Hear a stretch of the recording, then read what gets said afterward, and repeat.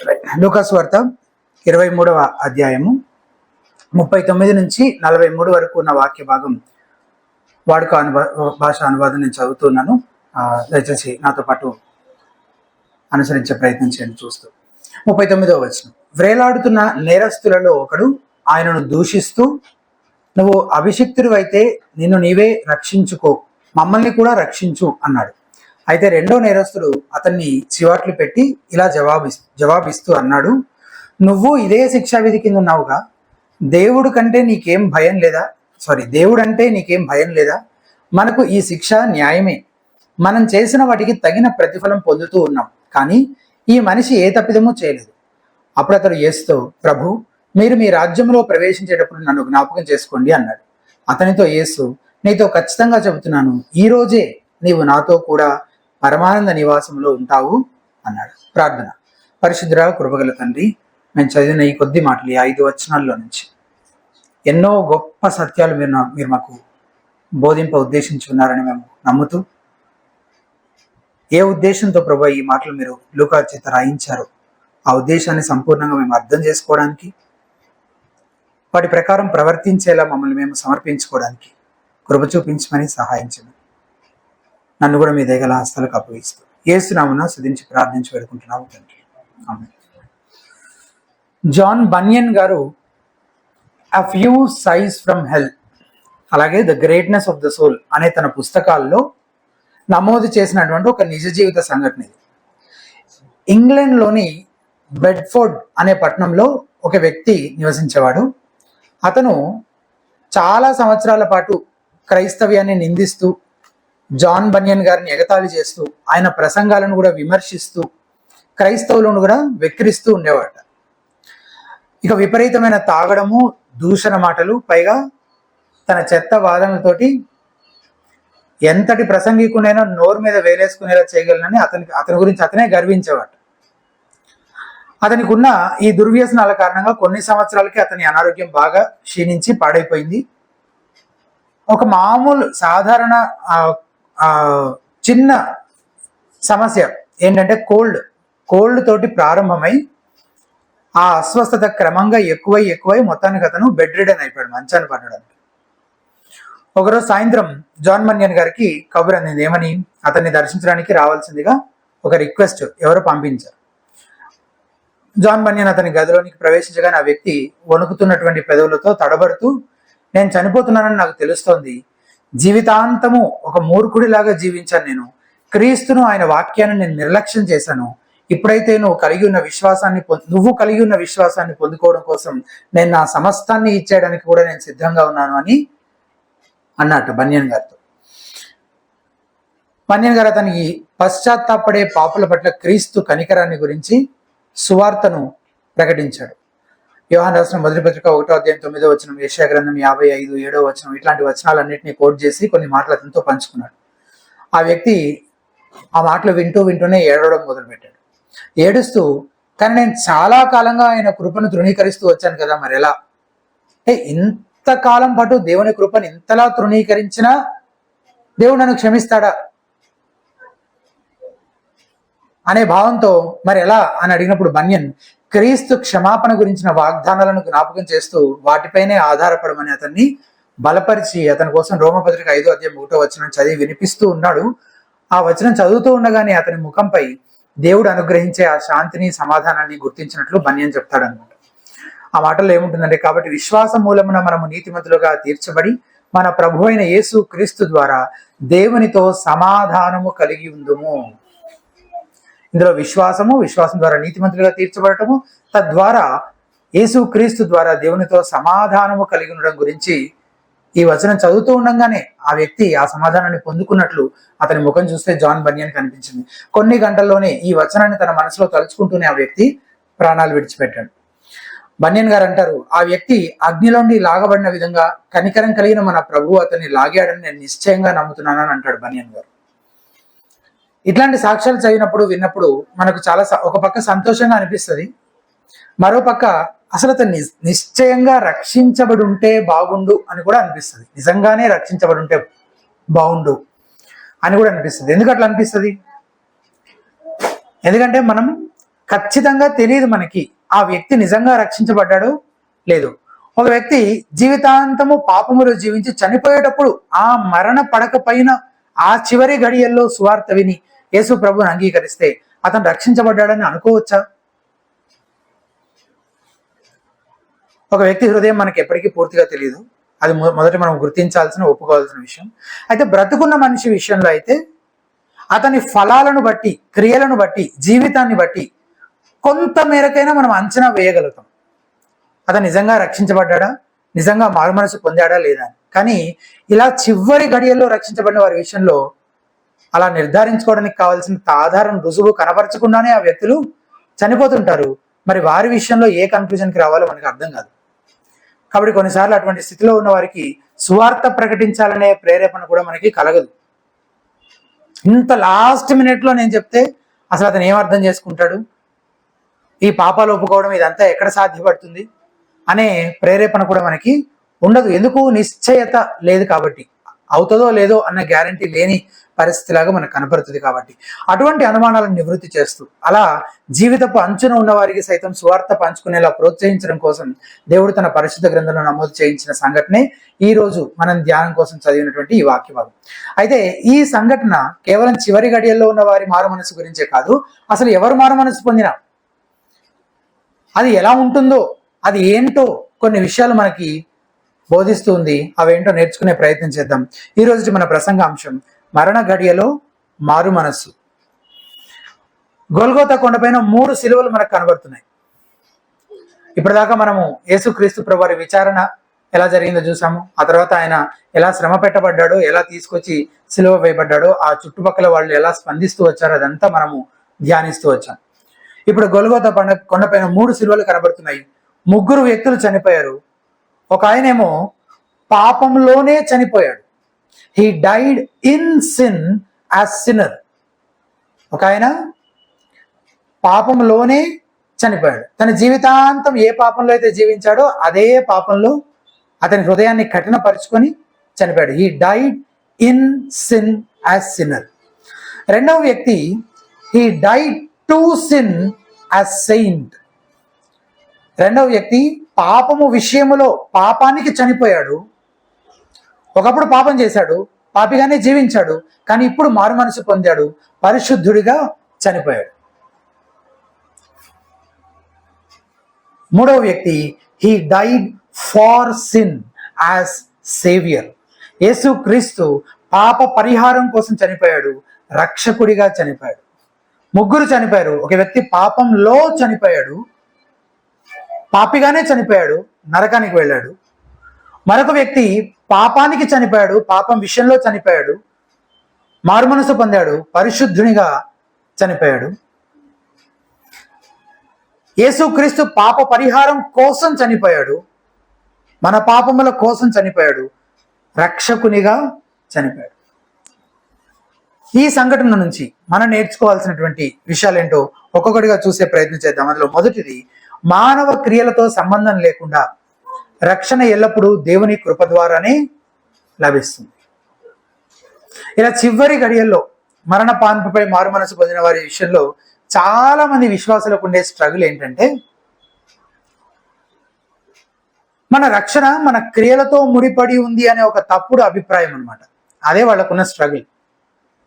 మన రక్షణ మన క్రియలతో ముడిపడి, జీవితాంతం పాపంలో జీవించి చివరిలో మాత్రం యేసు ప్రభువుని నమ్ముకున్నానన్న సాక్ష్యం ఇస్తూ చనిపోయిన వ్యక్తి విషయంలో ఉండే స్ట్రగుల్ ఏంటి? చాలా మందికి అసలు మన రక్షణ మన క్రియలతో ముడిపడి ఉంది అంటే, ఇలాంటి క్రియలు చేసిన వ్యక్తి ఎలా రక్షించబడగలుగుతాడు? అసలు అతను పరలోకానికి ఎలా వెళ్తాడు? ఇట్లా ఆలోచించండి. ఒకవేళ ఇందాక బన్యన్ గారు చెప్పిన సాక్ష్యంలోని వ్యక్తికి ఒక భార్య ఉంది అనుకుందాం.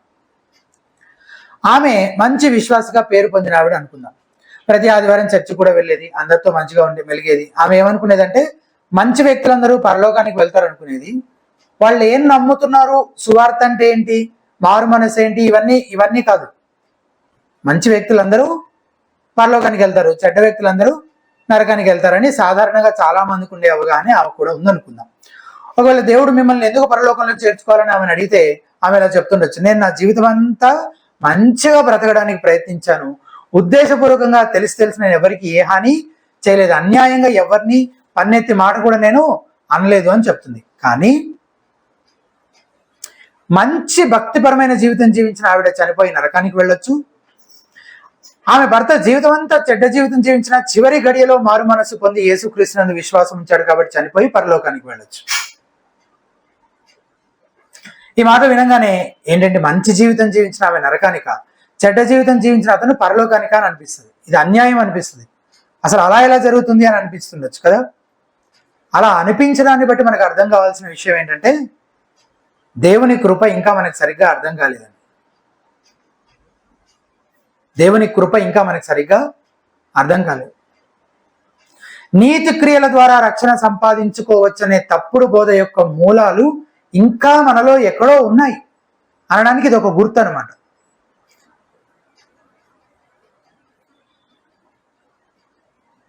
కానీ బైబిల్ పదే పదే ప్రకటిస్తున్న సత్యం ఏంటంటే మనుషుల నీతి క్రియలకు వేరుగా కేవలం కృప ద్వారా మాత్రమే రక్షణ. చాలా కష్టపడి నీతి క్రియలు చేస్తూ రక్షణ సంపాదించుకోవడానికి ప్రయాసపడుతున్న వారు సువార్తను తృణీకరిస్తున్నారు. దేవుడు ఉచితంగా ఇవ్వాలని చూస్తున్నాడు, వాళ్ళు ఏం చేస్తున్నారు? నో, మాకు ఫ్రీగా వద్దు, మేమేం చేస్తాం? మేమే ఏదైనా చేసి సంపాదిస్తాం. వారు దేవుని తీర్పులోనికి వస్తారు, ఆయన శిక్షకు గురవుతారు. మత్తయి సువార్త 20వ అధ్యాయం మొదటి 16 వచనాల్లో యేసుప్రభు ఒక ఉపమానం చెప్తున్నారు. తీసి చూడండి, మత్తయి సువార్త 20వ అధ్యాయం మొదటి 16 వచనాలు. మొదటి వచనం, ఎలాగనగా పరలోక రాజ్యము ఒక ఇంటి యజమానుని పోలి ఉన్నది. అతడు తన ద్రాక్ష తోటలో పనివారిని కూలికి పెట్టుకొనుటకు పొద్దున బయలుదేరి, పొద్దున అంటే చాలా ఎర్లీ మార్నింగ్, కూలి వాళ్ళ కోసమని వెళ్ళాడంటే యజమాని. 2వ వచనం, దినమునకు ఒక దేనారము, అది ఒక దినం యొక్క కూలి చొప్పున పనివారితో ఒడబడి తన ద్రాక్ష తోటలోనికి వారిని పంపించాడు. ఇది మొదటిసారి కొంతమంది కూలీలను ద్రాక్ష తోటలకు పనికి పంపిస్తున్నాడు బేరం కుదుర్చుకొని. 3వ వచనం, తర్వాత అతడు దాదాపు 9 గంటలకు, ఇప్పుడు 9 o'clock వెళ్ళి సంత వీధిలో ఊరక నిలిచిన మరికొందరిని చూచి, మీరును నా ద్రాక్ష తోటలోకి వెళ్ళుడి, ఏమి న్యాయమో అది మీకు ఇత్తునని వారితో చెప్పగా వారును వెళ్ళేది. వీళ్ళతో మాట్లాడినప్పుడు వీళ్ళకి ఏం మాట్లాడాడు? వీళ్ళకు కూడా ఒక దేనారం ఇస్తాననే మాట్లాడుకున్నాడు. 4వ వచనం, మీరును నా ద్రాక్ష తోటలోనికి వెళ్ళి ఏమి న్యాయం అది మీకు ఇత్తునని వారితో చెప్పగా వారును వెళ్ళి. 5వ వచనం, దాదాపు 12 గంటలకు, ఇప్పుడు 12 o'clock అయింది, 3 గంటలకును మళ్ళీ 3 o'clock, 12 o'clock, 3 o'clock అతడు మరలా వెళ్ళి అలాగే చేశాను. తిరిగి దాదాపు 5 గంటలకు వెళ్ళి మరికొందరు నిలిచి ఉండగా చూచి, ఇక్కడ దినమంతయు మీరు ఎందుకు ఊరకనే నిలిచి ఉన్నారని వారిని అడగగా వారు, ఎవడునూ మమ్మల్ని కూలికి పెట్టుకోలేదని. అందుకు అతడు, మీరును నా ద్రాక్ష తోటలోనికి వెళ్ళండి. సాయంకాలం అయినప్పుడు 5 o'clock సాయంత్రం, ఇంకా సాయంకాలం అయినప్పుడు కూలి ఇచ్చే టైంకి అసలు ఎంత గ్యాప్ ఉండొచ్చు? 5 గంటలకి కూలి ఇచ్చే టైంకి మహా అయితే 1 గంట, ఇంకా ఎక్కువైతే 2 గంటలు. రాత్రి అనాల్సి వస్తుంది కదా మళ్ళీ. పైగా ఆ రోజుల్లో ఈ లైట్లు అవి లేవు కదా, ఎలక్ట్రిసిటీ లేదు కదా, చీకటి పడితే చీకటి అయినట్టే.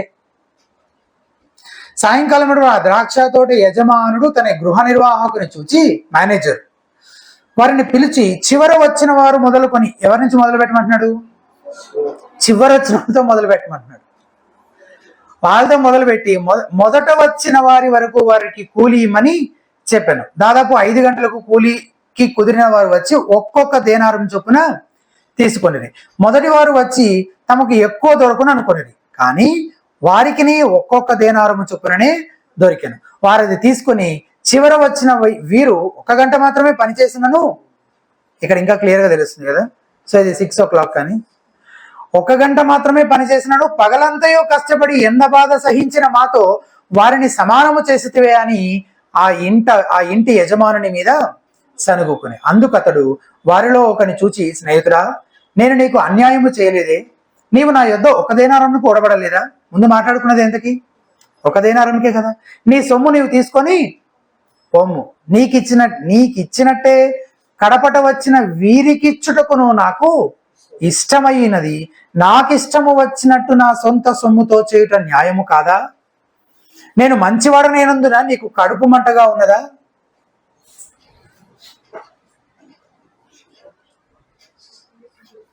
ఈ ప్రకారమే కడపటివాడు మొదటివాడు మగవారు మొదటివారు కడపడు. ఇదిగో దేవుని రాజ్యంలో మేమే ముందున్నాం, ముందు వరుసలో మేమే ఉన్నాం అని అంటున్నది ఎవరో తెలుసా ఈ సందర్భంలో? శాస్త్రులు, పరిసయ్యులు. చివరి నుండే వాళ్ళు ఎవరు? ఆ మారు మనసు పొందినటువంటి సుంకరి, ఇక్కడ మారు మనసు పొందినటువంటి ఈ దొంగ, ఇలాంటి వారు అనమాట. వారు ఏమవుతారంట? మొదటి వారు అవుతారట. మొదటి వారు అనుకునే వాళ్ళు కడపట విడిచిపెట్టబడేవారు అవుతారన్నమాట. అయితే ఈ పారబుల్ అంతా కూడా దేని గురించి? అసలు కూలీకి పెట్టుకునే వాళ్ళకి జీతాలు ఎట్లా వేయాలో నేర్పించడానిక? మొదటి వచనంలో ఉందన్నమాట. ఏంటది? పరలోక రాజ్యాన్ని గురించిన మర్మాలు ఈ ఉపమానం ద్వారా యేసుప్రభు వారు బోధిస్తున్నారు కదా. ఈ ఉపమానం ద్వారా యేసుప్రభు వారు ఏం బోధిస్తున్నారంటే, రక్షణ లేదా పరలోక రాజ్యంలో ప్రవేశము, నిత్య జీవము మనుషుల యోగ్యతను బట్టి కాదు, వారి క్రియలను బట్టి కాదు, వారి అర్హతలను బట్టి కాదు, దేవుడు తన ఇష్టము చొప్పున తన ఉచితమైన కృప ద్వారా మాత్రమే అది నెరవేరుస్తాడు, అనుగ్రహిస్తాడు. తన కృపను ఎవరికి ఇష్టమైతే వారికి అనుగ్రహిస్తాడని నేర్పించడం కోసము ఈ విషయాలు చెప్తున్నాడు. ఒకవేళ మన దృష్టికి యోగ్యులుగా కనిపించిన వారికి సైతం దేవుడు మేలు చేయాలనుకుంటే అది ఆయన పని, ఆయనకు నచ్చినట్లు ఆయన మంచితనానికి అనుగుణంగా ఆయన చేసుకుంటాడు. ఆ మాటకు వస్తే అసలు యోగ్యులు ఎవరైనా ఉన్నారా? ఎవరు? దేవుని దృష్టికి మనం అందరము అయోగ్యులమే కదా. దేవుడు నేను మంచివాడిగా ఉన్నందుకు నీకు కడుపు మంటగా ఉందా అని అంటున్నాడు కదా. జీవితాంతం ఇట్లా పాపిగా జీవించినవాడు అంటే ఈ కడుపు మంట ఎవరికి అసలు? యాక్చువల్గా పరిసయ్యులకే. ఈ పాపులు ఎవరైతే పశ్చాత్తాపడి మారు మనసు పొందుతున్నారో వాళ్ళకి పాప క్షమాపణ, దేవుని రాజ్యంలో నీవు ఉంటావు, నీకు పాప క్షమాపణ అనుగ్రహించబడింది, నిత్యజీవం అనుగ్రహించబడిందని వాళ్ళ పాపాలని క్షమిస్తుంటే వీళ్ళకి అసలు వాడేంటి, వాడి బ్రతికేంటి, వాడి క్రియలేంటి, అట్లాంటి వాడు ఎట్లా దేవుని రాజ్యంలో ప్రవేశిస్తాడు అని ఈ కడుపు మంట ఎవరికి ఉంది? ఈ స్వనీతి పరులైన తమ సొంత నీతి క్రియలను బట్టి అతిశయిస్తున్నటువంటి వారికే ఈ కడుపు మంట ఉందన్నమాట. కానీ దేవుడు ఎటువంటి వాడంట? మంచివాడు. ఆయన తన మంచితనానికి అనుగుణంగా తన ఇష్టము చొప్పున అనే మాట చెప్పారు కదా అక్కడ. తన ఇష్టము చొప్పున ఆయన ఎవరికి అసలు చివరి వచ్చినాడికి 10 దేనారాలు ఇచ్చినా అడిగే హక్కు ఎవరికైనా ఉందా? కాబట్టి ఆ దేనారము దేవుని కృపను, దేవుడు ఒక వ్యక్తికి నిత్య జీవాన్ని అనుగ్రహించడానికి, పరలోక రాజ్య ప్రాప్తిని అనుగ్రహించడాన్ని సూచిస్తుంది. ఆయన తనకి ఇష్టము చొప్పున ఎవరికి ఇవ్వాలనుకుంటే వాళ్ళకి ఇస్తాడు. అవతల వ్యక్తి యొక్క యోగ్యతతోటి, అర్హతతోటి, క్రియలతోటి ఏమాత్రం నిమిత్తం లేకుండా ఆయన తన ఇష్ట ప్రకారం ఎవరికి ఏది ఇవ్వాలనుకుంటే అది ఇస్తాడు. అయితే యోగ్యత గురించి మాట్లాడాల్సి వస్తే మన అందరము అయోగ్యులమే. రోమాపత్రిక 9వ అధ్యాయం 11 నుంచి 13 వరకు ఉన్న వచనాలు తీసి చూడండి. రోమాపత్రిక 9వ అధ్యాయం 11 నుంచి 13 వరకు ఉన్న వచనాలు. 10వ వచనం నుంచి చదుదాం. అంతేకాదు రిబ్కా మన తండ్రి అయిన ఇస్సాకు అను ఒకని వలన గర్భవతి అయినప్పుడు, 11వ వచనం, ఏర్పాటును అనుసరించిన దేవుని సంకల్పము క్రియల మూలముగా కాక పిలుచువాని మూలముననే నిలకడగా ఉండు నిమిత్తము. దేని మూలంగా కాక? క్రియల మూలముగా కాక. ఎవరి మూలంగా అంటే మరి? పిలుచువాని మూలముననే ఆ దేవుని సంకల్పము నిలకడగా ఉన్న నిమిత్తము. పిల్లలు ఇంకా పుట్టి మేలైనను కీడైనను చేయక ముందే పెద్దవాడు చిన్నవాడికి దాసుడని ఆమెతో చెప్పబడను. ఇందును గురించి నేను యాకోబును ప్రేమిస్తుని ఏశావును ద్వేషించునని వ్రాయబడి ఉంది. సో దేవుని ప్రేమ, దేవుని యొక్క కృప, దేవుని యొక్క కనికరం, దేవుని యొక్క క్షమాపణ అవన్నీ కూడా సార్వభౌమత్వం కలిగినవి. ఎవరి ఎడల కృప చూపించాలి, ఎవరిని రక్షించాలనేది పూర్తిగా దేవుని ఇష్టానికే సంబంధించిన విషయం. ఒక దొంగ చావు బ్రతుకుల మధ్య ఎప్పుడు ప్రాణాలు వదిలేస్తాడో తెలియని స్థితిలో ఉన్నప్పుడు అతని ఎడల దేవుడు కృప చూపించి రక్షించదలిచినా, లేక ఒక గర్విష్టి స్వనీతిపరుడు అయినటువంటి పరిసయ్యుడు అదే స్థితిలో చనిపోయి దేవుని తీర్పుకు గురయ్యేలా దేవుడు అతనికి కృప చూపించకూడదని తలంచిన, ఈ 2 కేసెస్లో ఎక్కడా అన్యాయం లేదు కదా. ఆయన ఎవరి ఎడలో కృప చూపించాలనుకుంటే వారి ఎడలో కృప చూపించే అధికారము, హక్కు ఆయనకు ఉంది. అయితే మనుషులు తమ సొంత నీతి క్రియల ఆధారంగా రక్షించబడతారనే ఆలోచనకు మాత్రం మనము ఎంత మాత్రము చోటివ్వకూడదు. నిత్య జీవాన్ని సంపాదించుకోవడానికి శిలువపైన దొంగ ఏం చేయగలుగుతాడు చెప్పండి? ఏమైనా చేయగలుగుతాడా? ఎంత చేయగలుగుతాడు? అతను తన జీవితాన్ని మార్చుకోగలడా? భవిష్యత్తులో నేను మంచిగా ఉంటానని వాగ్దానం చేయగలడా? అసలు భవిష్యత్తే లేదు కదా. మొత్తం జీవితం అంతా ఇష్టానుసారంగా పాపాలు చేస్తూ ఉన్నాడు కనుక ఈరోజు ఈ స్థితికి వచ్చింది అతని పరిస్థితి. క్రీస్తు అతనిని రక్షించే విషయం గురించి ఏమైనా డిస్కషన్ జరిగిందా? ఇతని అర్హతల గురించి కానీ, యోగ్యతల గురించి కానీ, నువ్వు నీ లైఫ్ అంతా ఎట్లా జీవించావు దాని గురించిన చర్చ ఏమైనా జరిగిందా? జరగలేదు. ఈ దొంగ ఏమైనా వాగ్దానం చేశాడా? పోనీ ఇతను ఏం వాగ్దానం చేయలేదు. వాగ్దానం చేయడానికి భవిష్యత్తు లేదు కదా అసలు. ఇంకా నేను అలా చేస్తాను, ఇలా ఉంటాను అని చెప్పడానికి. అతను అయోగ్యుడని అతనికి కూడా తెలుసు. కానీ చాలా సింపుల్గా ఒక క్వశ్చన్ అడుగుతున్నాడు, యేసు నీవు నీ రాజ్యం నుండి వచ్చినప్పుడు నన్ను జ్ఞాపకం చేసుకో. యేసు ప్రభువు కూడా బేషరతుగా, ఏ షరతులు లేకుండా అతని మనకి సానుకూలంగా స్పందించాడు. నువ్వు మంచి జీవితం జీవించినంత మాత్రాన, ఈ మాటలు జాగ్రత్త వినండి, నువ్వు మంచి జీవితం జీవించినంత మాత్రాన నువ్వు కనీసం పరలోకానికి ఒక్క ఇంచు కూడా దగ్గరికి జరగలేవు. పరలోకానికి, దేవునికి ఒక్క అడుగు కూడా నువ్వు దగ్గరగా రాలేవు. కేవలం నీ మంచి క్రియలని నువ్వు ఆధారం చేసుకొని ప్రయత్నిస్తూ ఉంటే. ఈ చెడ్డ జీవితం జీవించిన దొంగ ఎంత దూరంలో అయితే ఉన్నాడు, మనుషులందరూ దేవునికి పరలోకానికి అంతే దూరంలో ఉన్నారు.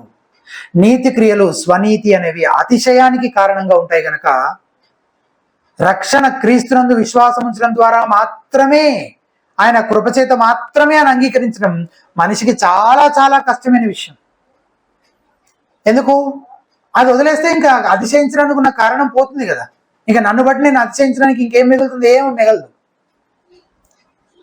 అయినా సత్యం అదే, దేవుని రక్షణ మనిషి క్రియలతో నిమిత్తం లేకుండా దేవుని ఉచితమైన కృప ద్వారా మాత్రమే అనుగ్రహించబడుతుంది. మనం అతిశయించాలంటే ఆయనను బట్టి, ఆయన కృపను బట్టి మాత్రమే అతిశయించాలి. ఇది మనం నేర్చుకునే మొదటి పాఠం. రెండవది, మారు మనస్సు మరియు యేసుక్రీస్తునందు విశ్వాసం, వీటి ద్వారానే మానవులు రక్షింపబడతారు. మీరు సరిగ్గా గమనిస్తే ఈ నేరస్తులు ఇద్దరు తమను రక్షించమని యేసు ప్రభువుని అడిగారు. ఇద్దరు అడిగారు రక్షించమని. మొదటి వాడిని మనవిని ఆయన రిజెక్ట్ చేశాడు కదా, విస్మరించాడు, పట్టించుకోలేదు. నువ్వు రాజు అయితే మమ్మల్ని ఈ శిలువ నుంచి తప్పించు, ఈ శిక్ష నుంచి తప్పించు అని మొదటివాడు అడిగాడు. యేసుప్రభువు వారు అతని మనవిని విస్మరించాడు. రెండవ వాడిని మనవికి సానుకూలంగా స్పందించాడు. ఎందుకు ఈ వ్యత్యాసం చూపించాడు ప్రభు? ఎందుకంటే మొదటివాడు మారు మనస్సు విశ్వాసంతో అడగలేదు, కానీ రెండవ వాడు మారు మనస్సు పొంది విశ్వాసంతో అడుగుతున్నాడు. మొదటివాడు కోపంతో, ద్వేషంతో యేసును నిందిస్తూ వెటకారంగా ఆయన్ని ఎగతాళి చేస్తూ అడిగాడు. తన పాపం విషయమైన పశ్చాత్తాపం అతను ఎంత మాత్రమూ లేదు. యేసు ప్రభువు కూడా అతనికి ప్రత్యేకంగా సువార్త ప్రకటించినట్లు ఏం చదవట్లేదు మనం ఇక్కడ. అరే వీడిని చూసైనా బుద్ధి తెచ్చుకోవా నువ్వు అని చెప్పాల్సిన అవసరం ఉందా? ఎందుకు? వాడు ఎదురుగానే కనబడుతున్నాడు కదా, ఆ మాటలన్నీ వింటున్నాడు కదా.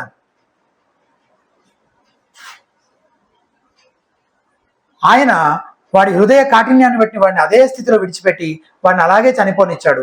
రెండవ నేరస్తుడు మారు మనసు పొందాడు, తనను తాను తగ్గించుకున్నాడు, యేసు క్రీస్తునందు నమ్మకం ఉంచాడు.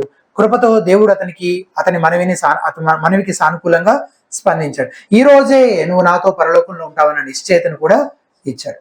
ఈ ఇద్దరు నేరస్తుల భిన్నమైన స్పందన చూస్తుంటారు. అంటే ఇద్దరు ఒకలాగే స్పందించారా?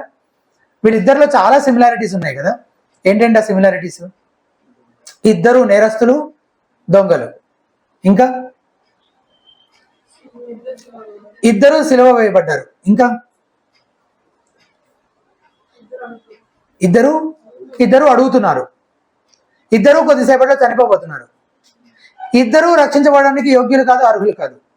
ఇద్దరు యేసుక్రీస్తుకి ఒకే డిస్టెన్స్ లో ఉన్నారు. ఇద్దరు యేసు ప్రభు వారి మాట్లాడుతున్న మాటలు కానీ, ఆయన గురించి తెలియపరచబడుతున్న విషయాలని ఇద్దరికీ తెలుస్తున్నాయి. ఇద్దరు చూస్తున్నారు, వింటున్నారు, మాట్లాడుతున్నారు.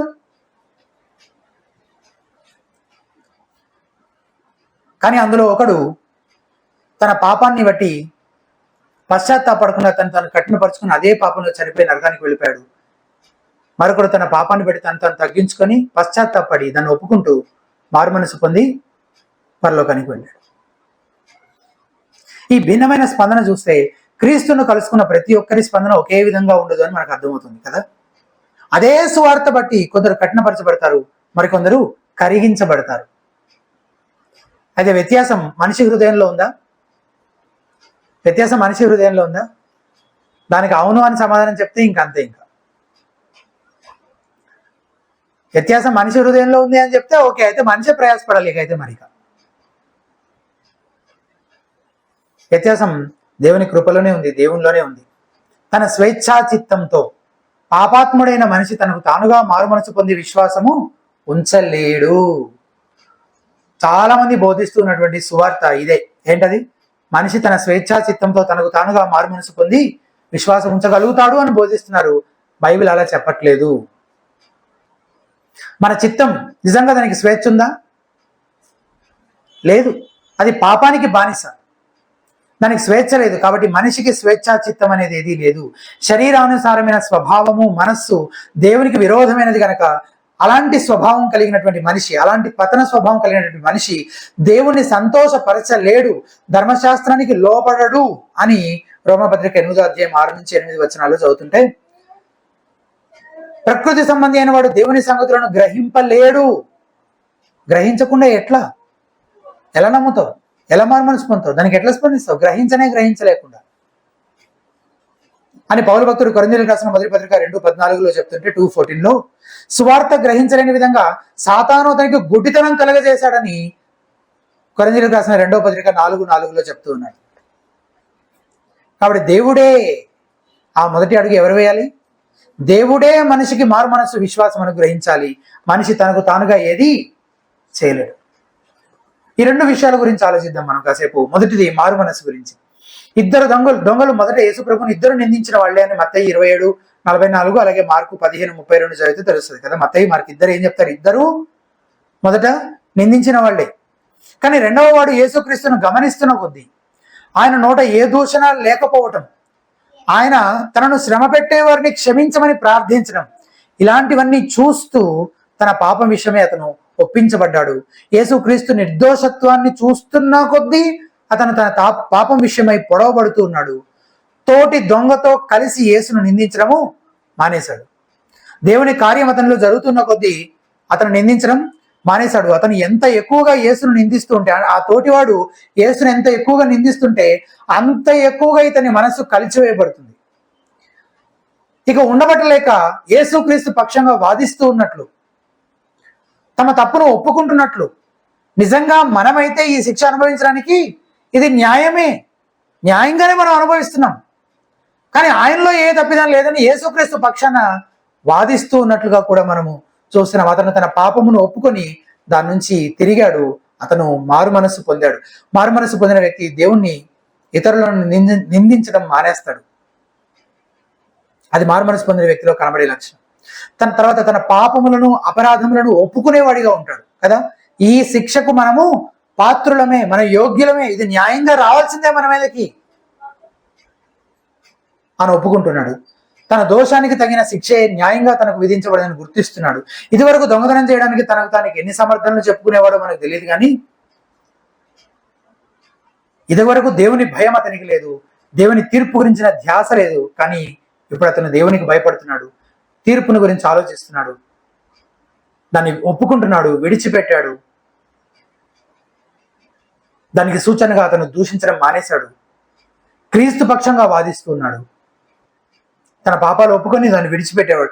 ఈ విధంగా నువ్వు మారు మనసు పొందేవాడు. థామస్ వాట్సన్, చార్ల్స్ స్పర్జన్ లాంటి భక్తులు చెప్పిన మాట, వీప్ నౌ ఆర్ ఫర్ ఎవర్.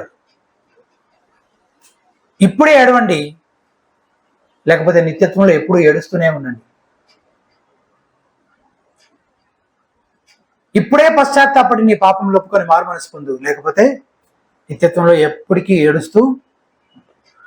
ఒప్పుకోవడానికి చాలా కష్టంగా అనిపించే పాపాల్లో ఒకటి ఏంటి తెలుసా? తన సొంత నీతి క్రియలందు విశ్వాసం ఉంచడం అనే పాపం. కానీ ఎవరైతే తమ సొంత నీతి క్రియలతో దేవుని ఎదుటికి వస్తున్నారో వాళ్ళు ఏం చేస్తున్నారంటే, వారి కోసం తన సొంత కుమారుణ్ణి ఇవ్వడానికి సైతం వెనది అని దేవునితో వాళ్ళు ఏమంటున్నారంటే, నీ కుమారుని బలియాగం మాకు సరిపోదు, నేను నీ ఉచితమైన కృపకు కొన్ని క్రియలను నేనేం చేస్తాను, జత చేస్తాను అని చెప్తున్నారు. అలా అనడం ద్వారా వాళ్ళు ఏం చేస్తున్నారంటే దేవుణ్ణి అవమానిస్తూ ఉన్నారు.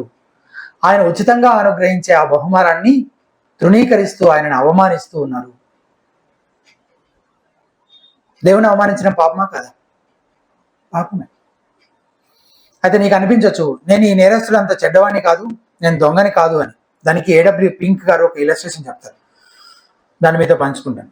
ఒక కంపెనీ లేదా సంస్థ వాళ్ళు ఒక వ్యక్తిని ఏజెంట్గా నియమించుకొని ఒక దూర దేశానికి తమ ప్రతినిధిగా, ఈ కంపెనీ రిప్రజెంటేటివ్గా, ఏజెంట్గా ఒక దూర దేశానికి పంపించారు. అక్కడ అతను ఎట్లా ఉండాలి? ఈ కంపెనీని రిప్రజెంట్ చేస్తూ పనిచేయాలన్నమాట. తమ కంపెనీకి ప్రతినిధిగా పనిచేస్తున్నాడు కాబట్టి నెల నెల జీతం కూడా ఇచ్చేవాడు. కానీ సంవత్సరం చివరిలో ఆ కంపెనీ వాళ్ళకి తెలిసి వచ్చిన విషయం ఏంటంటే, ఈ కంపెనీ ఇచ్చే జీతం తీసుకుంటూ అతను వేరొక కంపెనీ కోసం పనిచేస్తున్నాడని తెలిసిందనమాట ఆ సంవత్సరం అంతా. ఇప్పుడు ఆ ఏజెంట్ దొంగ కాదా? దొంగ కదా? దొంగే. ప్రతి పాపి స్థితి కూడా ఇటువంటిదే అని చెప్తాడు పింక్ భక్తుడు. దేవుడే ప్రతి మనిషిని ఈ లోకానికి పంపించాడు, అతనికి తలాంతులు ఇచ్చాడు, సామర్థ్యం ఇచ్చాడు, వాటిని మెరుగుపరుచుకోగలిగే తెలివితేటలు ఇచ్చాడు, వారికి ఆరోగ్యంతో బలంతో వారిని దీవించాడు, ప్రతి అవసరము తీరుస్తూ తనను సేవించే మహిమపరచడానికి దోహదపడే ఎన్నో అవకాశాలు కూడా వారికి ఇచ్చాడు. కానీ ఫలితం ఏంటంటే, దేవుడు అనుగ్రహించిన వాటిని మనిషి దుర్వినియోగపరుస్తున్నాడు. ఎలా? అతను వేరొక యజమానిని సేవించడం కొరకు వాటన్నిటిని వాడుతున్నాడు. ఆ వేరొక యజమాని మరెవరో కాదు, సాతానే. మనిషి తనకు అనుగ్రహించబడిన బలం, ఆరోగ్యం, సామర్థ్యం, తెలివితేటలు అన్ని పాప సంబంధమైన కోరికలు తృప్తిపరచుకోవడం కోసం తన యజమాని అయిన సాతాను కోసం ఖర్చు చేయడం ద్వారా మనిషి దేవుని దగ్గర ఏం చేస్తున్నాడు? దొంగిలిస్తున్నాడు. అన్యాయంగా దేవుని దగ్గర నుంచి పొందుకున్న దాన్ని దుర్వినియోగపరుచుకుంటున్నాడు. పైకి మంచివారిలా కనిపించిన, చెడ్డవారిలా కనిపించిన ప్రతి మనిషి మారు మనసు పొందాల్సిన స్థితిలోనే ఉన్నాడు.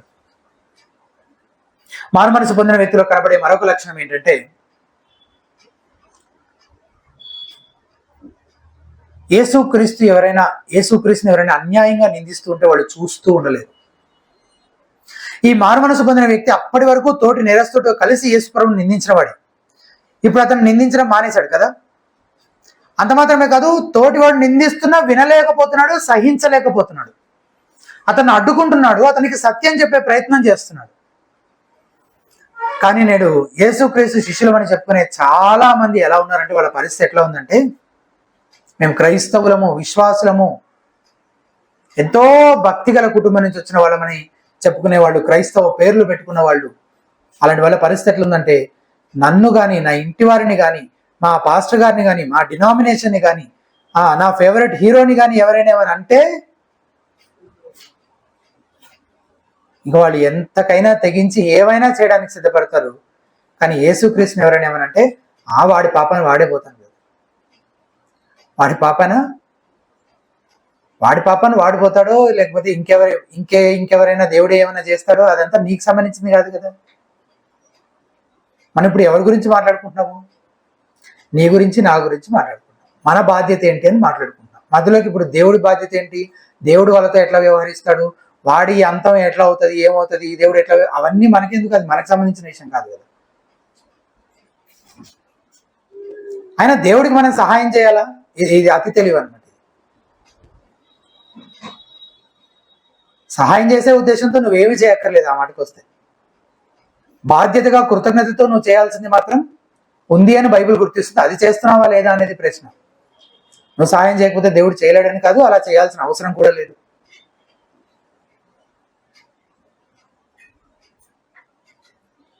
ఆయన చూసుకుంటాడులే అని ఇలాంటి సాకులు సిగ్గు లేకుండా చెప్పి ఏమీ పట్టనట్లు ఉండిపోతున్నారు చాలా మంది. కొన్ని నిమిషాల క్రితం రక్షించబడిన వాళ్ళలో ఉన్న రోషం కాస్తైనా సంవత్సరాల తరబడి ఆయన కృపను రుచి చూస్తున్న నీకు లేదంటే, లేదా నాకు లేదంటే ఇంక మనల్ని ఏమనాలి? కనీసం అవతలి వ్యక్తి చేస్తున్న ఆరోపణ ఎందుకు తప్పు, ఏ విధంగా అన్యాయమైనదో నోరు తెరిచి చెప్పలేవా? దాన్ని ఖండించలేవా? సత్యాన్ని ప్రకటించలేవా? ప్రభువును నువ్వు నిజంగా ప్రేమిస్తున్నావా? నిజంగా నీ ఇంటి వారి కంటే, నీ ఆస్తి కంటే, నీ పేరు ప్రఖ్యాతుల కంటే, నీ సొంత ప్రాణం కంటే ఎక్కువగా ప్రేమిస్తున్నానని చెప్పగలవా? అందుకు తగిన రుజువులు నీ జీవితంలో కనిపిస్తున్నాయా? పరిశీలించుకుందాం. అదే మారు మనసు ఎప్పుడు ఒంటరిగా ఉండదు. జ్ఞానానికి మరోవైపు విశ్వాసం కూడా దానికి జతగా ఉంటుంది. నిజమైన మారు మనసు ఎప్పుడు రక్షణార్థమైన విశ్వాసంతో జతగా ఉంటుంది. రక్షణార్థమైన విశ్వాసం గురించి కూడా కాసేపు ఆలోచన చేద్దాం. ఈ రెండవ దొంగకున్న ఏకైక నిరీక్షణ యేసుక్రీస్తే. ఒకవేళ ఈ యేసుక్రీస్తు తనను రక్షించగలిగే సామర్థ్యం లేనివాడైతే ఇక ఆ దొంగకు నిరీక్షణే లేదు. అయితే మొదటి దొంగ మాత్రం ఈ రెండవ వాడు మూర్ఖుడు అని చెప్పి అతని మూర్ఖత్వాన్ని బట్టి ఎగతాళి చేస్తుండొచ్చు కదా. ఎందుకంటే యేసు ప్రభువారు అసలు ఏ కోణంలో రాజుగా కనిపిస్తున్నాడు? తీవ్రంగా గాయపడ్డాడు, మరికొద్దిసేపట్లో చనిపోబోతున్నాడు. అతన్ని శ్రమ పెట్టే సైనికులు అతన్ని ఎగతాళి చేస్తున్నారు. దాని గురించి ఆయన ఏమీ చెయ్యట్లేదు, స్పందించట్లేదు. అసలు ఎలా చూసినా యేసు మెస్సియా అయ్యే అవకాశమే లేదు. కానీ రెండవ వాడు విశ్వాసము గల కన్నులతో యేసుని చూస్తున్నాడు. నిత్యత్వానికి సంబంధించిన అతని ఆశలన్నీ యేసు ద్వారానే నెరవేరుతాయని అతను నమ్మాడు. ఇదే రక్షణార్థమైన విశ్వాసం అంటే. ఇతని విశ్వాసం గురించి ఆలోచిస్తే చాలా ఆశ్చర్యంగా అనిపిస్తుంది. అసలు ఈ రెండవ వాని విశ్వాసం, ఇతను ఏమేమి నమ్మాడో తెలుసా? ఆత్మ శరీరంతో పాటు మృతి చెందదు, నశించదు అని అతనికి తెలుసు. అతను ఒక యూదుడు కాబట్టి ధర్మశాస్త్రాన్ని బట్టి కొన్ని ప్రాథమిక నమ్మకాలు అతనికి ఉన్నాయి. అలాగే దేవుడు మారుమనసు పొందే వారిని రాబోయే రాజ్యంలో చేర్చుకుంటాడని, మారుమనసు పొందడం అనేది శిక్షిస్తాడని కూడా ఇతనికి తెలుసు. అంటే మారుమనసు పొందడం అవసరం, పాప క్షమాపణ అవసరం అని ఇతనికి తెలుసు. దాన్ని గుర్తిస్తున్నాడు. క్రీస్తు శిలువలో ఇప్పుడు ఘోరమైన శ్రమ అనుభవిస్తున్నప్పటికీ పరలోకపు తాళపు చెవులు ఆయన చేతిలోనే ఉన్నాయి. ఆయనను అడిగితే ఆయన తన రాజ్యంలో చేర్చుకుంటాడు అని ఇతనికి తెలుసు. అలాగని అతను నమ్మాడు, అందుకేగా అడిగాడు. ఈ జీవితం కంటే రాబోయే జీవితం అత్యంత శ్రేష్టమైనది, విలువైనది అతను నమ్మాడు కదా. ఈ శిలువ నుంచి మళ్ళీ కిందకి దించు అని అడిగిన వాడికి నీ రాబోయే రాజ్యంలో నన్ను జ్ఞాపకం చేసుకో అని అడిగే ఇతనికి ఆ వ్యత్యాసం ఉంది కదా. ఈ జీవితంలో అయిపోయింది, ఇంకెందుకంటే నేను శ్రేష్టమైనది మంచిది ఎక్స్పెక్ట్ చేయడానికి ఈ జీవితంలో ఏమీ లేదు. ఒకవేళ ఇప్పుడు నేను పొందుకున్నది మళ్ళీ ఏదో ఒక రోజున ఇప్పుడు ఆయన దించాడు అనుకోండి శిలువ మీద నుంచి, ఇక చావడ ఎప్పటికీ. కాబట్టి ఈ జీవితం కంటే రాబోయే జీవితం అత్యంత శ్రేష్టమైనది, విలువైనది ఇతను నమ్మాడు. ప్రస్తుత అవమానానికి మించి భవిష్యత్తు మహిమ వైపు చూడగలిగాడు. యేసు దేవుడని, రక్షకుడని, పాపము లేనివాడని, తాను పాపి అని, తనకు న్యాయంగా రావాల్సిన శిక్షే తాను అనుభవిస్తున్నానని, యేసు ఆత్మలకు రక్షకుడని, ఆయన మరలా తిరిగి తన రాజ్యంతో వస్తాడని అతను నమ్మాడు. అసలు అతను ఆ 2-3 వచనాల్లో అతని విశ్వాసం గురించి ఎన్ని విషయాలు ఉన్నాయి కదా. కాబట్టి ఈ రోజున చాలా మంది మాట్లాడే మాటలు ఏంటంటే, ఏది పడితే అది నమ్మి మేము యేసు ప్రభువుని నమ్ముకున్నామని చెప్పుకునే వాళ్ళు చాలా మంది కనబడుతున్నారు. అలాంటి వాళ్ళతో చాలా మందితో ఐక్యత కుదుర్చుకోవడానికి ఒక కొత్త బోధ తీసుకుని వచ్చారు సంఘంలోనికి. ఏంటది? ఎసెన్షియల్స్ అండ్ నాన్ ఎసెన్షియల్స్ అనే బోధ. వాక్యంలో ఉన్న కొన్ని విషయాలేమో అవి ఎసెన్షియల్ అట, కొన్నేమో నాన్ ఎసెన్షియల్ అట. ఎక్కడి నుంచి వచ్చింది అది? యేసుక్రీస్తు గురించి మేము ప్రకటించిన సువార్త కాక వేరొక సువార్తను ప్రకటించేవాడు శాపగ్రస్తుడు అని అన్నాడు కదా. సువార్త అంటే ఏంటి? సువార్త అంటే ఏంటో ఇప్పుడు వీళ్ళు చెప్తారనమాట. ఎవరు? ఈ కేటగరైజేషన్ చేసేవాళ్ళు. వాళ్ళు రాసిస్తారు మనకు ఒక పేపర్ మీద, ఈ క్రీస్తును కాక, బైబిల్లో ప్రకటించబడిన క్రీస్తును కాక వేరొక క్రీస్తుని ప్రకటించేవాడు వాడు శాపగ్రస్తుడు అని బైబిల్ చెప్తుంది. ఈ బైబిల్లో ఉన్న క్రీస్తు ఈయననే కదా నువ్వు నమ్మాల్సింది అని చెప్పామనుకోండి, ఆ యేసు క్రీస్తు గురించి ఏం నమ్మాలో వీళ్ళు చెప్తారు మనకి, వీళ్ళు రాసిస్తారు మనకు ఒక లిస్ట్. ఎవరిచ్చారు? నీకెవరిచ్చారు ఆ అధికారం? యేసు క్రీస్తు గురించి పలానా ఈ విషయాలు నమ్మితే సరిపోతుంది, ఇవి నమ్మకపోయినా పర్వాలేదు, ఇలా నమ్మితే చాలు, ఇలా నమ్మకపోయినా పర్వాలేదు. రక్షణ విషయంలో ఇది నమ్మితే ఇది నమ్మినా పర్వాలేదు, ఇది నమ్మకపోయినా పర్వాలేదు. ఇదే సువార్త అంటే ఇదిగో యేసు ప్రభు చనిపోయాడు, 3వ దినం తిరిగి లేచాడు, తర్వాత ఆరోహణం అయ్యాడు, ఇది నమ్మితే చాలు. ఎవరు చెప్పారు ఆ 3-4 మాటలు నమ్మితే సరిపోతుందని? అది మాత్రమే సువార్త అని ఎవరు చెప్పారు? యేసుక్రీస్తు దేవుడు మానవుడు అని నమ్మితే చాలని ఒకడు అంటాడు, అది కూడా నమ్మకపోయినా పర్వాలేదు ఇంకొకటి అంటాడు. ఎవరిష్టం వాళ్ళది. ఇక ఎవరిచ్చారు అధికారం? ఎవ్వరికీ అట్లాంటి అధికారం, హక్కు ఇవ్వబడలేదు. యేసు క్రీస్తు గురించి బైబిల్ ఏదైతే చెప్తుందో అదంతా ఉన్నది ఉన్నట్లుగా ఖచ్చితంగా నమ్మి తీరాల్సిందే. నీ ప్రవర్తన మాత్రమే కాదు, నీ విశ్వాసం ఏమై ఉండాలో కూడా బైబిల్ చాలా స్పష్టంగా చెప్తుంది. అది మాత్రమే నిజమైన విశ్వాసము, రక్షణార్థమైన విశ్వాసం. నేను నా ఇష్టం వచ్చింది నమ్ముతాను, అయినా నేను రక్షించబడతాను, నేను రక్షించబడిన వ్యక్తిని అన్నాను మీరు అంగీకరించాలి అని అంటే, నేను అంగీకరిస్తానా లేదా అనేది తర్వాత విషయం. దేవుడు అంగీకరిస్తాడా? నేను యేసుప్రభు గురించి నా ఇష్టం వచ్చింది నమ్ముతాను, సువార్త గురించి నా ఇష్టం వచ్చింది నమ్ముతాను అనే వాళ్ళని దేవుడు అంగీకరిస్తాడా? నువ్వు నీ సొంత సువార్తలు నువ్వు కల్పిస్తావా? నీ సొంత యేసుక్రీస్తుని తయారు చేస్తావా? నీ సొంత ఆలోచనలో నుంచి నీకు నచ్చిన వాళ్ళని, లేదా అలా తయారు చేసే వాళ్ళందరినీ కలుపుకోవడం కోసం ఇవి పర్వాలేదు అవి పర్వాలేదు అని దేవుడు ఇవ్వని అధికారాన్ని నువ్వు తీసుకొని నీ ఇష్టానుసారంగా వాళ్ళని వీళ్ళని కలుపుకొని వెళ్ళిపోవడం కోసం నీ ఇష్టానుసారంగా ప్రవర్తిస్తావు. అసలు ఏ అధికారమైనా దేవుడు ఎవరికైనా ఇచ్చాడా? ఎవరికి ఇవ్వలేదు ఈ విషయాల్లో. నాకు రక్షణార్థమైన విశ్వాసం ఉంది అని చెప్పే ప్రతి ఒక్కరు సువార్త గురించి, క్రీస్తు గురించి బైబిల్ ఏదైతే చెప్తుందో అదంతా ఒక్క అక్షరం గాని పొల్లు గాని తప్పిపోకుండా ఉన్నది ఉన్నట్లుగా నమ్మి తీరాల్సిందే. అలా విశ్వసించే మనసు దేవుడే వాళ్ళకి ఇస్తాడు. వాక్యానికి వ్యతిరేకంగా తిరగబడేటువంటి మనసు ఒక విశ్వాసంలో కనిపించే అవకాశమే లేదు. వాక్యం యేసుక్రీస్తు దేవుడు అని చెప్తుంది. దేవుడు కాడను ఒక కాదు, దేవుడు కానే కాడు యేసుప్రభుని ఒక అతను వాదిస్తున్నాడు. ఎట్లా అతనిలో రక్షణార్థమైన విశ్వాసం ఉందని నేను నమ్మాలి? అవన్నీ పట్టించుకోవద్దు బ్రదర్, వాళ్ళు క్రిస్టియన్సే కదా, మనవాళ్లే కదా. ఎవడు చెప్పాడు మనవాళ్ళని? యేసుక్రీస్తు బిచ్చగాడని చెప్పుకున్నవాడు కూడా మనవాళ్లే అంతే. ఎట్లా వాడు మనవాడు ఎట్లా అవుతాడు? అసలు వాడు దొంగ, వాడు అబద్ధం చెప్పేవాడు, వాడు మోసగాడు. అలాంటి వాళ్ళందరినీ కనుక్కోవడం కోసం ఎవరిష్టం వచ్చినట్టుగా వాళ్ళు ప్రవర్తించడం కోసం చేసుకున్నటువంటి ఒక ఏర్పాటు అన్నమాట. ఒక్కో కోణంలో చెప్పచ్చు, ఒక కోణంలో ఈ ఎసెన్షియల్స్ నాన్ ఎసెన్షియల్స్ చెప్పచ్చు. ఎట్లా చెప్పచ్చు? బైబిల్లో ఉన్నదంతా ఎసెన్షియల్స్, స్పష్టంగా బయలుపరచబడిందంతా ఎసెన్షియల్. బైబిల్లో స్పష్టంగా చెప్పబడిన రహస్యాలు దేవుడు మాత్రమే తన పరిమితం చేసుకున్నవన్నీ నాన్ ఎసెన్షియల్స్. వాటి గురించి మనం చింతించక్కర్లేదు. ఆ కోణంలో చెప్పచ్చు. కానీ బైబిల్లో చెప్పబడిన తర్వాత కూడా అది నాన్ ఎసెన్షియల్ అని ఎవరైనా అంటున్నారంటే ఇక దేవుడికే నేర్పించే ప్రయత్నం చేస్తున్నారు. ఇంత పనికిరాని అనవసరమైనవి ఎందుకు రాయించవు ప్రభు అని. ఆ సాహసం ఎవరు చేయకుండా ఉండడం వాళ్ళకే మంచిది. ఇది రెండవది. మూడవది, మారు మనస్సు రక్షణార్థమైన విశ్వాసం గురించి మనం చూస్తూ వచ్చాం. మూడవది, రక్షణ తక్షణమే ఉచితంగా సమృద్ధిగా అనుగ్రహించబడుతుంది. తక్షణమే, వెంటనే, బేషరతుగా ఈ రెండవ వ్యక్తి ఆశించింది అతనికి అనుగ్రహించబడింది. వాస్తవానికి భవిష్యత్తులో నన్ను జ్ఞాపకం చేసుకోమని అడిగాడు కదా యేసుప్రభువారు.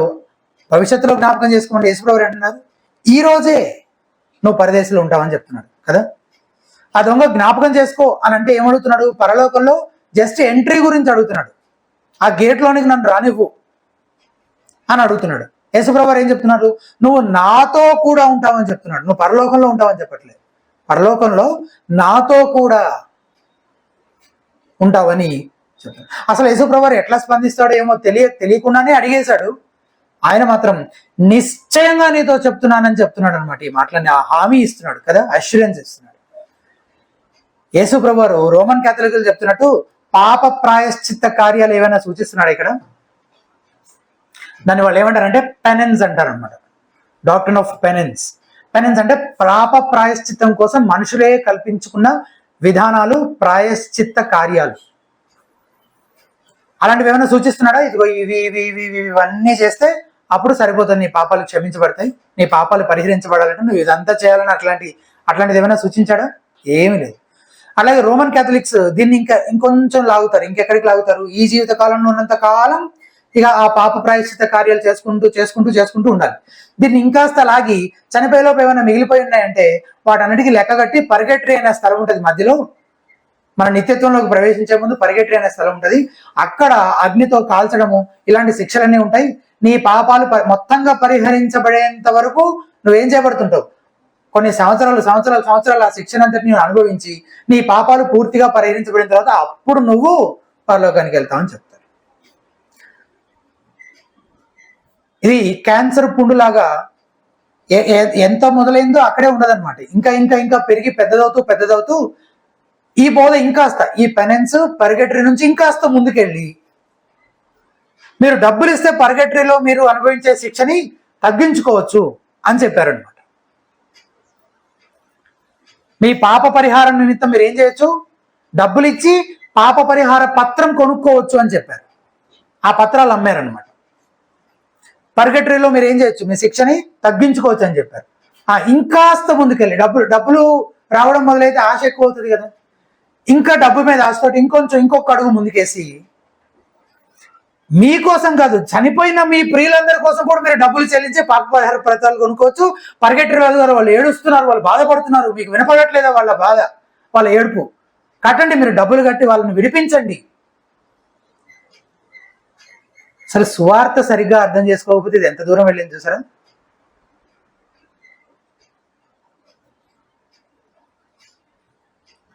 యేసుప్రభువారు అదే చెప్తున్నారు. నువ్వు ఒక 100 సంవత్సరాలు పరిగెట్లో అనుభవిస్తే తప్ప, శిక్ష అనుభవిస్తే తప్ప నీకు పరలోక రాజ్యం రాదసలు, పరలోక ప్రవేశానికి నువ్వు అర్హుడు అవ్వవు, నీ పాపాలు పరిహరించబడాలి, మొదట అగ్ని చేత నువ్వు కాల్చబడాలి, శుద్ధి చేయబడాలి, అప్పుడే నువ్వు పరలోకానికి వస్తావని చెప్తున్నాడు యేసుప్రభు.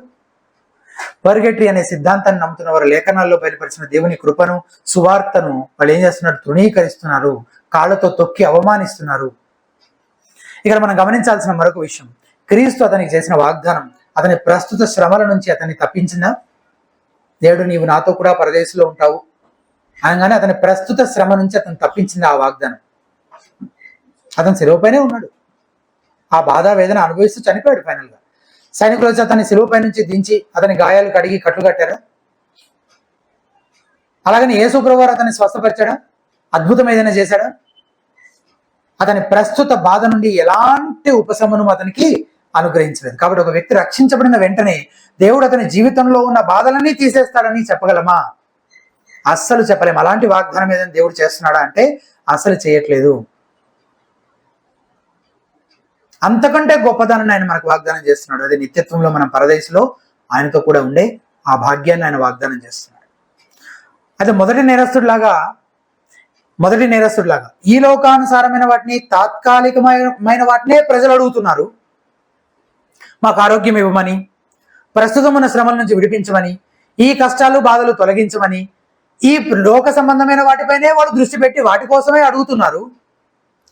దాన్ని అవకాశంగా తీసుకొని చాలా మంది అబద్ధ బోధకులు, దుర్బోధకులు, నువ్వు యేసుప్రభు దగ్గరకు వస్తే ఇవన్నీ తొలగిపోతాయి, నీకు సంతోషము, సుఖము, సమాధానము, శాంతి, ధనము, సమృద్ధి ఇవన్నీ నీకు కలుగుతాయని దేవుడు బైబిల్ చేయని వాగ్దానాన్ని దేవుడు చేస్తున్నట్లుగా వీళ్ళు అబద్ధ వాగ్దానాలు చేస్తూ అనేకుల్ని మోసగిస్తూ నేటి సంఘాలని నింపుకుంటూ ఉన్నారనమాట వాళ్ళ సొంత లాభం కోసం కదా. ప్రజల్లో అలాంటి ఒక ఆలోచన ఉంది. ఎందుకు? వాళ్ళు ఇక్కడ వరకే చూడగలుగుతున్నారు, దీనికి మించి వాళ్ళు చూడలేకపోతున్నారు. దాన్ని వీళ్ళు అడ్వాంటేజ్గా తీసుకొని ఈ అబద్ధ బోధకులు దాన్ని క్యాష్ చేసుకోవాలని ప్రయత్నిస్తున్నారు. కానీ యేసుప్రభు దగ్గరికి రావాల్సింది వాటి కోసము కాదు, పాప క్షమాపణ కోసం, నిత్య జీవం కోసమే మనం ఆయన దగ్గరికి రావాలి. అలా రెండవ వాడు నిజంగానే ఈ తాత్కాలికమైన వాటిని కాకుండా ఆ రాబో మహిమ ఎంత శ్రేష్టమైనదో చూడగలిగాడు, మారుమనసు పొందాడు, రక్షించబడ్డాడు. చివరిగా తక్షణమే వెంటనే రక్షించబడ్డాడు. అంత మాత్రమే కాదు, నాలుగవదిగా ఏ పాపికైనా మరణం వరకు రక్షణ అందుబాటులోనే ఉంటుంది. అయితే దీనికి ఒక్క మినహాయింపు ఉంది. హెబ్రీ పత్రిక 9:27లో మనుషులు ఒక్కసారే మృతి పొందవాలని నియమింపబడిన ఆ తర్వాత తీర్పు జరుగును. మనిషి ఒక్కసారే చనిపోతాడు, ఇక ఆ తర్వాత తీర్పే. చనిపోయిన తర్వాత మనిషికి రక్షించబడే అవకాశం ఉంటుందా? ఇంకొండదు. కానీ చనిపోయేంత వరకు అతను ఎంత ఘోరమైన నేర చరిత్ర ఉన్నా అతనికి రక్షించబడే అవకాశము ఉంటుంది. ఇది సాధారణంగా చెప్పబడిన మాట. కాబట్టి చనిపోయే ముందు మారుమనసు పొందితే సరిపోతుంది కదా. ఇది కూడా చాలాసార్లు వచ్చే ప్రశ్నే. చాలామంది క్రిటిక్స్ కూడా, బైబిల్ని విమర్శించే వాళ్ళు కూడా అడిగే ప్రశ్న, వాడు చనిపోయే ముందు మారుమనసు పొంది సరిపోతుంది కదా. ఈ లోకంలో జీవించినంత కాలం అన్ని పాప భోగాలలో మునిగి తేలి ఆ చివరి ఘడియల్లో మారుమనసు పొందితే సరిపోతుంది కదా. ఇది సరైన ఆలోచన కాదు అని చెప్పడానికి కొన్ని కారణాలు చెప్తాను. మొదటి కారణం, ఇప్పుడు నీకు అనుగ్రహించబడుతున్న వెలుగును నువ్వు తృణీకరిస్తూ ఉంటే ఒక పాయింట్ తర్వాత ఇంకెప్పటికీ నువ్వు అంగీకరించలేని విధంగా నీ హృదయం కఠినపరచబడవచ్చు. అలా దేవుని తీర్పు నీ మీదకి వచ్చే అవకాశం ఉందని మనము విత్వాని ఉపమానంలో చూసాం కదా. మత్తయి సువార్త 13వ అధ్యాయం 10 నుంచి 16 వచనాలు తీసి చూడండి ఒకసారి. మత్తయి సువార్త 13వ అధ్యాయం 10 నుంచి 16 వరకు ఉన్న వచనాలు. 10వ వచనం, తర్వాత శిష్యులు వచ్చి నీవు ఉపమాన రీతిగా ఎందుకు వారితో మాట్లాడుతున్నావు అని ఆయన అడగగా ఆయన వారితో ఇట్లనండి, ఏమని? పరలోక రాజ్య మర్మములు ఎరుగుట మీకు అనుగ్రహించబడి ఉన్నవి కానీ వారికి అనుగ్రహించబడలేదు. ఎందుకు వారికి అనుగ్రహించబడలేదు? ఎప్పుడు అనుగ్రహించబడలేదని కాదు, ఇప్పుడు ఎందుకు ఉపమానంగా చెప్తున్నావు అంటే ఇప్పుడు మాత్రం నేను వాళ్ళకి ఇవ్వాలనుకోవట్లేదు, ఆ మర్మాలు వాళ్ళకి చెప్పాలనుకోవట్లేదు, మీకు మాత్రమే చెప్పాలనుకుంటున్నాను. ఎందుకు? కారణం ఏంటి? కలిగిన వానికి ఇయ్యబడును, వానికి సమృద్ధి కలుగును, లేని వానికి కలిగినది వాని ఎదుండి తీసివేయబడును, మరియు వారు చూచుచుండి చూడరు, వినుచుండి వినకయో గ్రహింపకయో ఉన్నారంట. అంటే వాళ్ళు చూశారు, విన్నారు, కానీ గ్రహిస్తున్నారా? గ్రహించట్లేదు. ఇందు నిమిత్తము నేను ఉపమాన రీతిగా వారికి బోధించున్నాను. ఈ ప్రజలు కన్నులారా చూచి, చెవులారా విని, హృదయముతో గ్రహించి మనస్సు త్రిప్పుకొని నా వలన స్వస్థత పొందకుండానట్లు వారి హృదయము క్రొవ్వినది. ఇది వాస్తవానికి గలిలయ ప్రాంతంలో ఉన్న ప్రజలతో మాట్లాడుతున్న సందర్భం.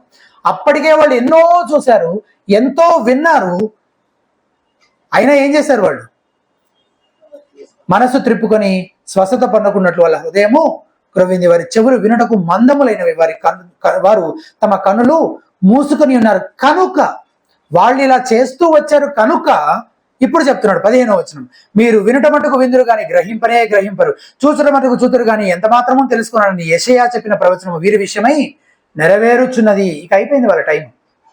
వాళ్ళు బ్రతికే ఉన్నారు కానీ ఇక వారికి అవకాశము లేదు. కాబట్టి నీ హృదయం జీవితాంతం న్యూట్రల్ గానే ఉంటుంది అని అనుకోవద్దు. ఎప్పటికీ ఉంది అవకాశం. ఇంకొక నిమిషంలో చనిపోయేంత వరకు కూడా ప్రతి మనిషికి అవకాశం ఉంది అని బైబిల్ ఏం చెప్పట్లేదు. అది చాలా సాధారణంగా చెప్పిన విషయం. దానికి మినహాయింపులు లేవని కాదు, ఖచ్చితంగా ఒక మినహాయింపు ఉందని యేసు ప్రభువారే చెప్తున్నారు ఈ సందర్భంలో.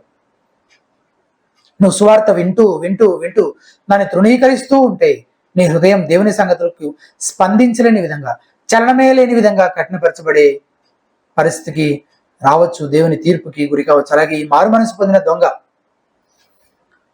ఈ మారు మనసు పొందిన వ్యక్తి జీవితాంతం సువార్త వింటూ వింటూ చివరికి శిలువ పైన మారు మనసు పొందాడని చెప్పబడిందా? కానీ ఇది పట్టుకుని అలాంటి క్వశ్చన్ రైజ్ చేస్తున్నారు కదా. సువార్తను తృణీకరిస్తూ తృణీకరిస్తూ తృణీకరిస్తూ చివరి పాయింట్లో మాత్రమే రక్షించబడ్డాడు. అసలు అతను యేసుక్రీస్తుని కలుసుకోవడం ఇదే మొదటిసారి. అయితే అతను ఏం చేశాడు? వెంటనే ఆ అవకాశాన్ని సద్వినియోగపరుచుకున్నాడు. అది అసలు అతని నుంచి మనం చూసి నేర్చుకోవాల్సిన విషయం. సువార్త ప్రకటించిన వెంటనే దానికి స్పందించాడు కదా. అది వదిలేసి ఆ చివరిలో అయినా పర్వాలేదు కదా, చివరిలో పర్వాలేదని చెప్పట్లేదు. బైబిల్ యొక్క సమగ్ర బోధ అది కాదు మనకు నేర్పిస్తుంది. రెండవ కారణం, ఈ లోకములో జీవించే స్వార్థపూరిత పాపయుక్తమైన జీవితం ప్రస్తుతము నిత్యత్వంలోనూ సంతోషాన్ని ఇవ్వదు. అదే ప్రస్తుతం కూడా సంతోషాన్ని ఇవ్వదా? నిత్యత్వంలో అంటే నరకానికి వెళ్తారు కాబట్టి సంతోషం ఉండదు, ప్రస్తుతం కూడా ఉండదా? పాపం ఈ లోకములో సంతోషాన్ని వాగ్దానం చేసినప్పటికీ అది ఎంతో సేపు ఉండదు, కేవలం కొన్ని క్షణాలు మాత్రమే. నేను ఈ వీక్లోనే ఒక చిన్న వీడియో చూస్తున్నాను సోషల్ మీడియాలో. ఆ వీడియోలో ఒక పక్షి, కార్టూన్ వీడియో అది, ఒక పక్షి ఉంది. ఆ పక్షి పరిగెడుతుంది. దారిలో ఒక ఎల్లో కలర్లో మెరుస్తూ ఉన్నటువంటి ఒక పదార్థం కనిపించింది అనమాట. అంటే మనకు అర్థం కావడం కోసం ఒక డ్రగ్ లాంటిది అనుకుందాం. అలాంటి డ్రగ్స్ ఎన్నో మన శరీరంలో కూడా రిలీజ్ అవుతూ ఉంటాయి. హార్మోన్స్ ఉంటాయి, హ్యాపీ హార్మోన్స్ అని అంటారు. అవి కొన్ని సందర్భాలు అవి రిలీజ్ అయినప్పుడు మనకి చాలా ఎక్కువ ప్లెజర్, సంతోషాన్ని కలగజేస్తాయి అనమాట. అది మనం చేసే పనులను బట్టి కావచ్చు, లేదా మనం చూసే వాటిని బట్టి కావచ్చు, మనం లోపలికి తీసుకునే వాటిని బట్టి కావచ్చు. ఆ హార్మోన్స్ ఎప్పుడెప్పుడు ఎలా రిలీజ్ అవుతాయి అనే దాన్ని అదొక పెద్ద సబ్జెక్ట్ అనమాట. కానీ అది దేని ద్వారా కూడా జరగచ్చు.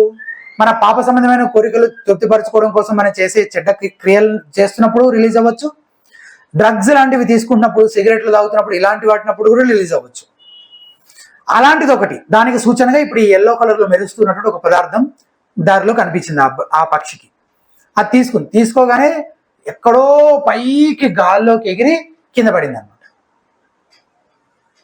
తర్వాత దారి నడుచుకుంటూ వెళ్తుంది. ఇది మళ్ళీ కనిపించింది. కనిపించగానే మళ్ళీ తినగానే మళ్ళీ పైకి ఎగిరింది. కాకపోతే ఇంతకు ముందు ఎగిరినంత ఎగరలేకపోతుంది ఇప్పుడు. అంటే అంత ప్లెజర్ రావట్లేదు ఇప్పుడు, కానీ ఎగిరింది బానే.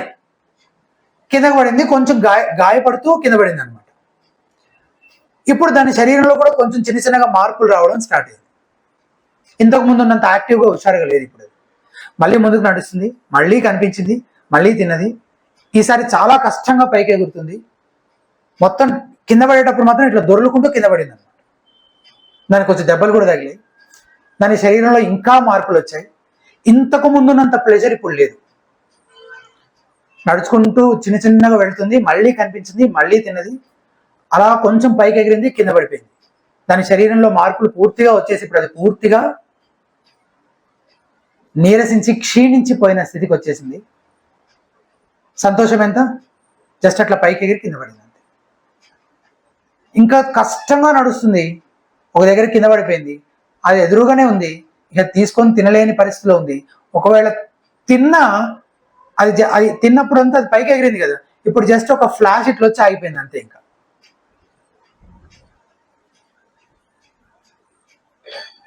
ప్రతి పాపం విషయంలో ఇది వాస్తవం. మల్టిపుల్ సెక్షువల్ పార్ట్నర్స్ ఉన్న వ్యక్తి ఎంతో ఆనందిస్తాడు అనేది ఒక పెద్ద భ్రమ. ఆ ఆనందం ఎంతో కాలం ఉండదు. కొంతకాలానికి అతని పరిస్థితి ఎట్లయిపోతుందంటే అది మొత్తానికే ఆవిరైపోతుంది అనమాట. దాన్ని అతను ఇంకా ఆనందించలేడు దాన్ని. అంటే ఎక్కడ ఏ పాయింట్లోనే ఇంకా తృప్తి అనేది ఉండదన్నమాట. ఇంకా అలాంటి ఒక శూన్యం, ఒక ఎంప్టీనెస్ వాళ్ళలో ఏర్పడుతుంది. దేవుడు కృప చూపించి అద్భుతం చేసి వాళ్ళని రక్షిస్తే తప్ప నిజంగా ఒకే పార్ట్నర్తో నమ్మకంగా వివాహంలో ఉండేటువంటి ఆ మాధుర్యాన్ని అతను అనుభవించే స్థితికి తిరిగి పునరుద్ధరించబడడం చాలా కష్టం, అసలు ప్రాక్టికల్గా ఇంపాసిబుల్, అన్లెస్ అతను రక్షించబడితే. దేవుడే ఆ అద్భుతం అతనిలో చేసి అతనిలో మార్పు తీసుకొస్తే తప్ప అది అసాధ్యం. పోర్నోగ్రఫీ కూడా అంతే. ఎంతో కాలం వాళ్ళు దాంట్లో ఆనందించలేరు. తాగడమైనా అంతే, సిగరెట్లైనా అంతే. క్రమక్రమంగా దాని డోస్ పెంచుకుంటూ వెళ్లాల్సి వస్తుంది. ఎంత పెంచినా అది సరిపోదు. ఎంత పెంచాల్సి వస్తుంది, చివరికి వాళ్ళు చచ్చేంత పెంచాల్సి వస్తుంది. అయినా దానివల్ల వాళ్ళు సంతృప్తి పొందలేరు. జీవితం అంతా శూన్యంగా, ఎంటీగా. ఎందుకు ఇంతకాలం అలవాటైన ఆ తృప్తి, ఆ సంతోషాన్ని వాళ్ళు ఇంకా ఏం చేసినా పొందుకోలేకపోతున్నారు కదా. కానీ నరాలు ఏమవుతుంటాయి, లాగుతూ ఉంటాయి అన్నమాట. లోపల ప్రాణం విలువెల్లాడుతూ ఉంటుంది. ప్రాప సంబంధమైన ప్రతి అలవాటు తాత్కాలిక ఆనందాన్ని కలగజేయవచ్చేమో కానీ చివరికి అది జీవితాన్ని శూన్యంగా మారుస్తుంది. కొన్నిసార్లు ప్రమాదకరమైన వ్యాధుల బారిన పడి ఆరోగ్యం అంతా క్షీణించి నానా అవస్థలు పడుతూ చావలేక బ్రతుకుతూ చేస్తారనమాట. పాపము దాని బానిసలను క్రమక్రమంగా నాశనం చేస్తుంది. కేవలం దేవునికి దాసులుగా జీవించే జీవితమే నిజంగా సంతోషకరమైన జీవితంగా ఉంటుంది. అసలైన ఆనందం క్రీస్తులోనే ఉంది.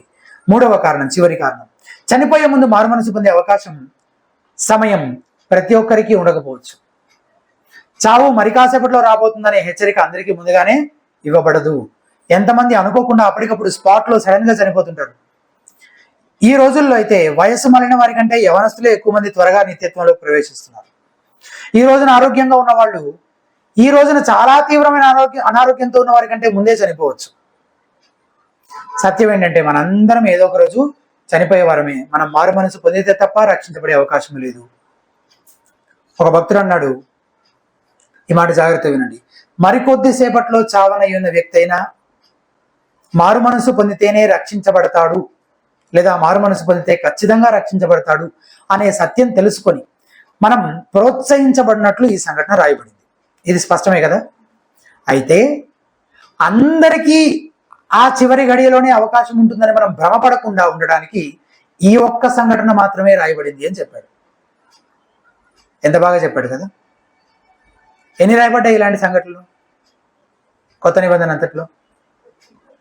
కాబట్టి అందరికీ అలాంటి అవకాశం ఉంటుందని చెప్పలేం, కానీ ఆ అవకాశం అసలు ఎవరికీ ఉండదని చెప్పలేం. ఖచ్చితంగా అలాంటి స్థితిలో ఉన్న ప్రతి ఒక్కరికి మనం ఏం చేయాలి? సువార్త ప్రకటించే వరముగా ఉండాలి. కాబట్టి 3 విషయాలు జ్ఞాపకం చేసి నేను చివరికి ముగిస్తాను. మొదటి విషయం, దేవుని కృపను పొందుకోవడానికి ఇంకా అవకాశం ఉంటుంది అని భ్రమపడక, మారు మనసు పొంది క్రీస్తునందు విశ్వాసం ఉంచడాన్ని వాయిదా వేయొద్దు. నీకు మరొక అవకాశము ఉండకపోవచ్చు. అలాగే రెండవది, అటువంటి స్థితిలో ఉన్న వారికి, ఆ మాటకు వస్తే అటువంటి స్థితిలో ఇప్పుడు ఎవరెవరు ఉన్నారు చెప్పండి? ఇంకాసేపట్లో చనిపోవచ్చు అని ఎవరెవరి గురించి చెప్పగలం మనం? మనుషులందరి గురించి చెప్పగలం కదా. కాబట్టి ప్రతి మనిషికి దేవుని సువార్తను ప్రకటించాలి. అది హాస్పిటల్ బెడ్ పైన ఉన్న వాళ్ళైనా లేదా ఆరోగ్యంగా ఉన్న వాళ్ళైనా ప్రతి ఒక్కరికి మనం దేవుని సువార్తను ప్రకటించేవారు. ఎవరి సమయం ఎప్పుడో మనకి తెలియదు. చెప్పడం మన బాధ్యత. దేవుడు తన చిత్త ప్రకారం తన కృపను తనకి ఇష్టమైన వారికి ఆయన అనుగ్రహించి తన ఏర్పాట్లో ఉన్న వారిని రక్షించుకుంటాడు. మన బాధ్యత మనం నమ్మకంగా నిర్వర్తిద్దాం. ప్రభువు కోసం రోషంగా కృతజ్ఞత కలిగి ఆయనను ప్రకటించే కృప, ఆయనకు సాక్షులుగా జీవించే కృప, మారు మనసుకు తగిన ఫలాలను ఫలిస్తూ రక్షణార్థమైన విశ్వాసాన్ని ప్రకటిస్తూ దాన్ని కలిగి ఉండే ఆ విశ్వాసాన్ని ప్రకటించే కృప దేవుడు మనందరికీ అనుగ్రహించుగాక.